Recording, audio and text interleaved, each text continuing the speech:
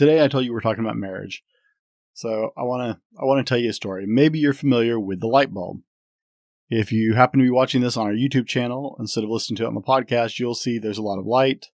I know my lighting still stinks, guys. Sorry about that. But you're all probably familiar with the light bulb. In fact, you might even have a few of these wonderful inventions laying around your house. Even if you didn't know, they're probably there. And they're all kinds of different shapes and sizes. Oh, okay, I'm fooling around. I know you guys all know what a light bulb is. Okay? Maybe you're even aware that a guy named Edison is credited with the electric light bulb, which isn't entirely correct. See, you're probably less aware of the fact that Edison was continuing on top of almost 80 years of work and research that was already going on in creating a light bulb. Hey guys, grab a cup of coffee. Stick around. You're going to enjoy this. This is going to be cool. So, Edison was an inventor, right? We all know that Edison, or if you know your history at all, Edison has tons of patents to this day. And Edison was an inventor. One of the things that Edison judged his work on is how successfully he could market his work after he made it. So Edison is credited with the creation of the light bulb, but he mainly perfected a design. Early versions of the light bulb used platinum as a filament. Guys, if you're shopping for rings or thinking about getting married, then you know platinum is really expensive. So that wasn't going to work well. Edison perfected a design that would work for mass adoption of the light bulb, the electric light bulb, to the general populace. You see, for something to go into mass production and the whole world to accept it, you have to balance manufacturing costs on one hand and how much you can sell it for. They have to, if it costs you this much to make, that means you have to sell it for this much, right? This is basic economics, guys. If it costs you X amount to make, then you have to sell it for Y. Well, the problem is if Y is too high, then it doesn't matter. No one's going to buy it. So you have to get the manufacturing cost down to where you can get the price down to where people will pay for whatever it is. And that was Edison's forte, is perfecting that balance. That's how he judged all of his inventions. And we're talking about a guy who has hundreds of patents. But that was his forte. He was great at finding this balance. In the years after Edison perfected this little tidbit that made manufacturing inexpensive to where you could actually sell them to the general populace and get widespread adoption because it was a reasonable price for convenience. Life was good, right? Light bulbs became widespread. We all moved away from gas lamps and oil and stuff like that. And as electrical lines started connecting the world, we all started using light bulbs. Light bulb, right? So, problem became, as light bulb technology increased, well, a problem occurred. As technology moved along, the light bulbs got better and better and better and better. In fact, they got too good. Light bulbs got so efficient that they would last for years under normal use. In fact, there's a light bulb hanging in Firehouse called the Centennial bulb. It's actually even got its own webcam if you are really that stinkingly bored. And yeah, it's super exciting to watch an old light bulb burn, guys. That light bulb has been burning for decades.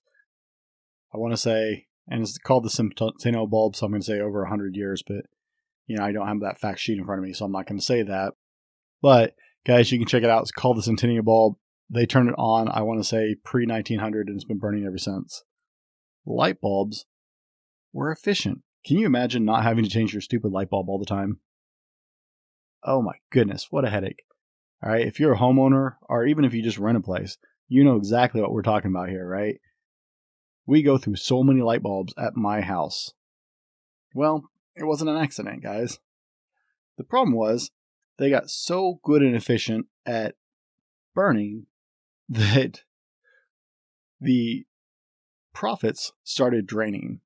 In fact, one manufacturer over in Germany that handled light bulbs over in that part of the world saw their sales drop by 40 million units in 1 year. Now, you don't have to be a businessman or a great entrepreneur to understand that your sales plummeting by 40 million units in the course of 1 year is devastating to a company. I mean, it's a horrible, that will run you out of business faster than you can do anything about it. So, he got together, he had this great idea. Well, as my children's doctor Seuss book said the other night, Grinch got a horrible, wonderful idea. All right, this manufacturer decided we're just going to make crappier bulbs. So, in 1925, he coordinated with the top light bulb manufacturers across the globe. GE was involved with this, which was formerly Edison's own company. And I just went blank. I had another example.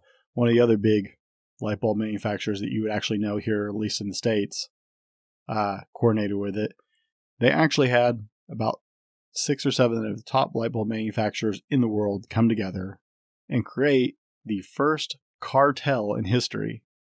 Now, when you think of the word cartel, you're probably thinking of all of the bad 1980s, 90s movies about drug cartels with, people in really loud shirts sniffing cocaine and running around with lots of guns in third world countries. It's not what we're talking about. Okay, cartel, that's not how the dictionary defines it. A cartel is mainly a group of people coming together, coordinating on one idea for one benefit.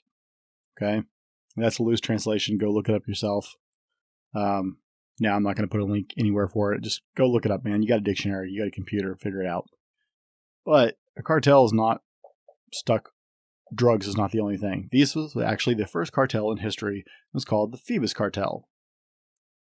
The Phoebus Cartel collaborated to limit the burn time of light bulbs from 2,500 hours on average at the time in 1925 to 1,000 hours.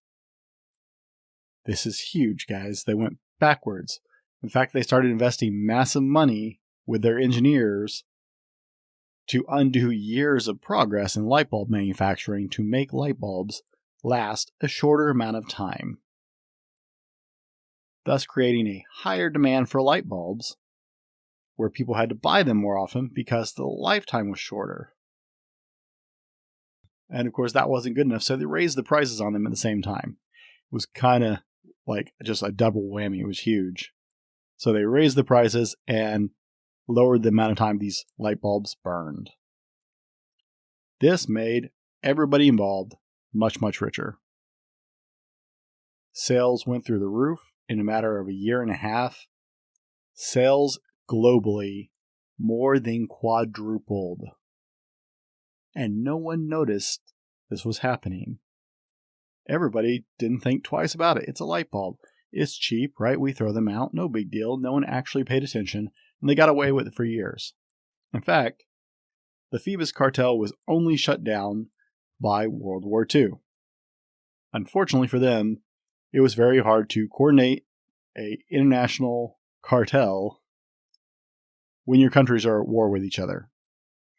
Communicating with other manufacturers in countries that you're at war with is a really great way to go to prison for espionage charges and stuff like that.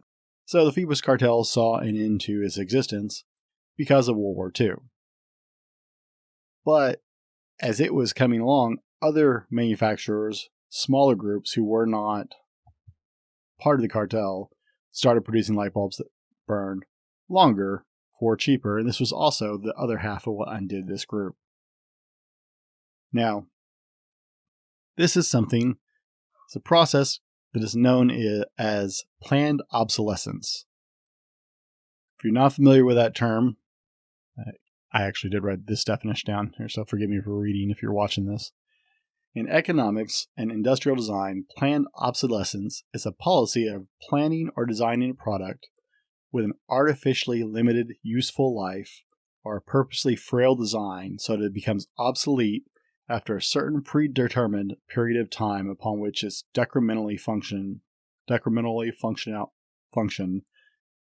and suddenly ceases to function, or might be perceived as unfashionable to have it anymore. Now, before you roll your eyes and walk away from the show, guys, I know I said this is about marriage, right? Now, even if you're not married, this is still a show for you guys because it's important to know this information and to plan ahead for your marriage. If you want to be a good husband, whether you're married or going to be married someday, then you have to do the research ahead of time. You can't just wing it. Okay, that's a dumb idea.